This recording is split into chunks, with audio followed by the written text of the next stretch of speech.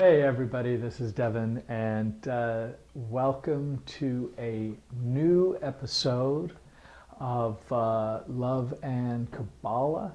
And I've had an interesting 24 hours. I think part of it is that I've returned from Bali, got married for the 17th time. Yes, you're going to see pictures, and yes, you're going to see me in a really fantastic Balinese wedding costume. My wife is in something equal. Anyway, we had a beautiful water ceremony. We are married yet again for the 13th country, 13 being a lucky number. But more importantly, when I came back today, I did my normal 12 o'clock show, but I didn't promote it because I wasn't quite sure where I was at. Part of it had to do with I have a lot on my mind in terms of, like teaching you guys about Kabbalah is great. Like I totally love it. I mean, I've spent my life studying mysticism and spirituality from a variety of traditions.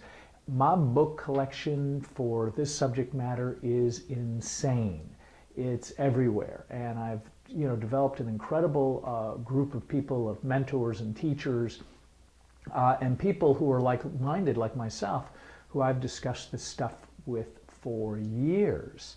However, and there isn't a however in teaching you. Like, I am honored, I'm grateful for, however you found me, I'm glad that you're here. But it's the other stuff.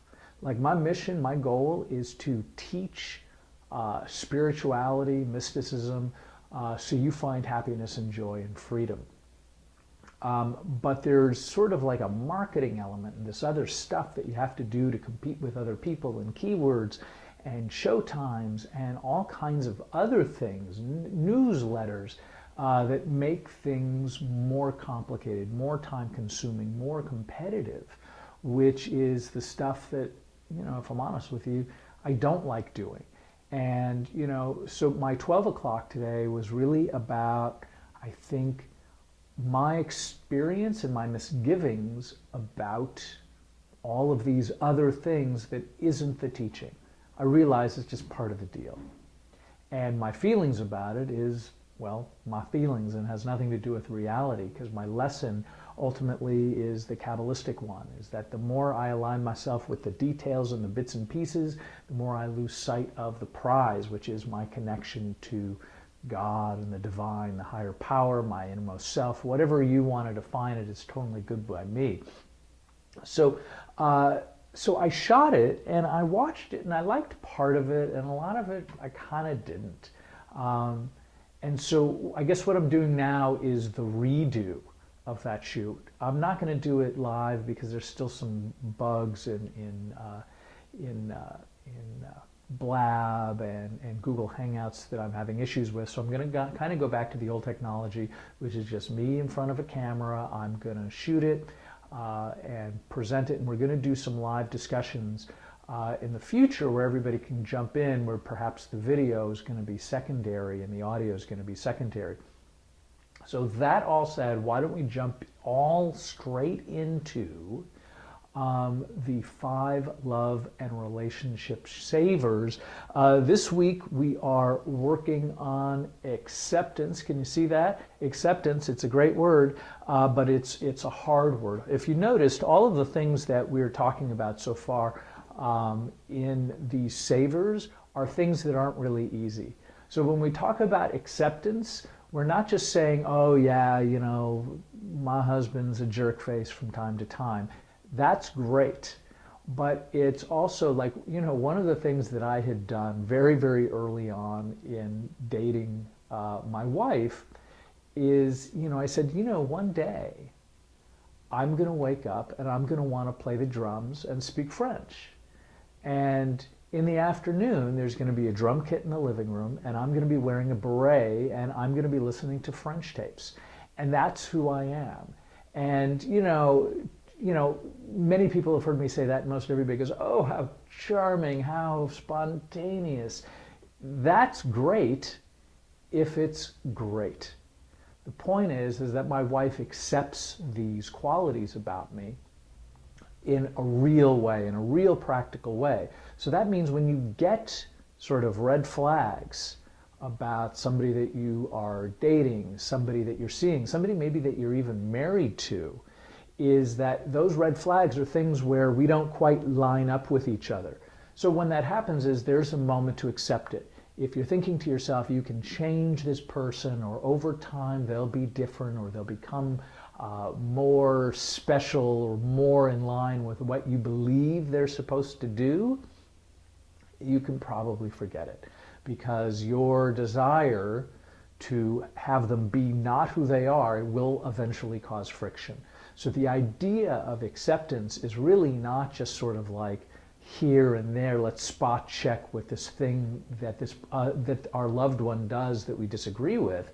Really what we're looking to do is embrace the fact that they are different, they're going through their own process at any given moment in time, and that we accept the whole person, the whole package that we're getting at one time. That means like the good stuff as well as the things that may never ever be resolved. Like I can tell you for sure that, you know, Morgana and I love each other tons, and it's great.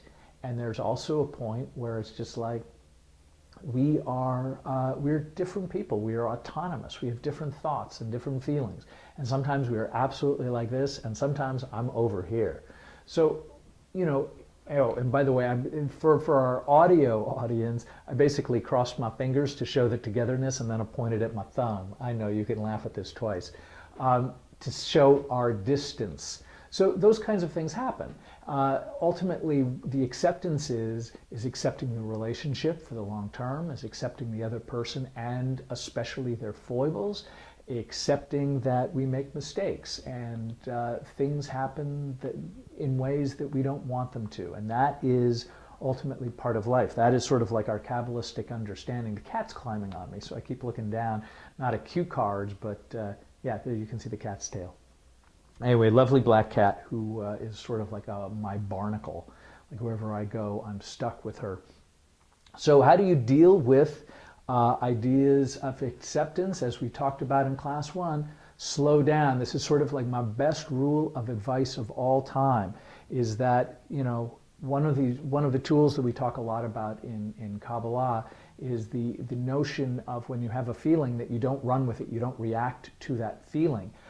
When we slow down, we give ourselves less of a chance to react to our negative feelings about anything.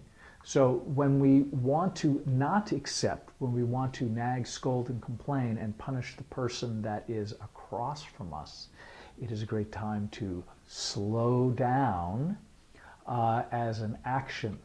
So that means maybe count to 10, hold your breath, do something where you don't have to vent on that other person.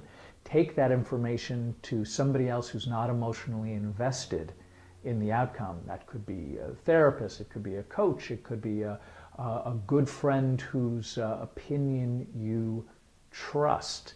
So that all said, we're going to talk more about slowing down. We're going to talk about the other 5, but this week, as I promised, we're going to talk a little bit about, and I'm tangled in a cord here, we're going to talk about Binah, which is over here.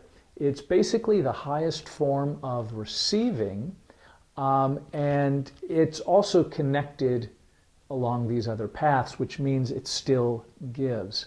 So the good news about Binah is that it's sort of like the womb of all creation. It's also a very feminine energy, as you might imagine. It births ideas and concepts. Because remember, we were talking about the idea here, these two, Kether and Chokmah, as more of ideas that deal with the notion of unity, where everything is all together, everything is all one. It's just sort of like just the light of the divine. That's what we're dealing with, maybe in active and passive forms.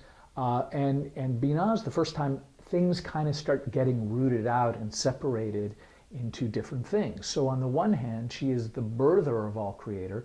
On the other hand, she has sort of like what you will hear sometimes is sort of like the dark mother, this sort of dark, scary things, because not only did she create beauty and happiness and springtime and dancing on clouds and every other concept you can imagine, she also created limitation. She also created death. She also created disunity. She didn't manifest those things in this world. That's not where Binah, lives. More often than not, with the Kabbalah, with the Q, Binah is designated to be connected to Saturn. So Saturn has its rings, the things that create division and separation to them. So on the one hand, Binah is really exciting, because if you were to talk about where all of sort of like the genius comes from, we could argue that it comes from Binah. The downside is that there is a limitation to all of it. What I would ultimately argue is that we deal with different levels of energy. And those energies have a good side to them, and they have a downside to them. And the higher the energy, the higher the downside, higher the upside. Remember, all this stuff happens from our perception. So electricity in your home is great. If you decide to stick a scratch-all or a flathead screwdriver into one of your light sockets that gives you abundant light and energy and make your toaster work, if you put in that thing with your bare hand, you might get a shock that you will pay for forever.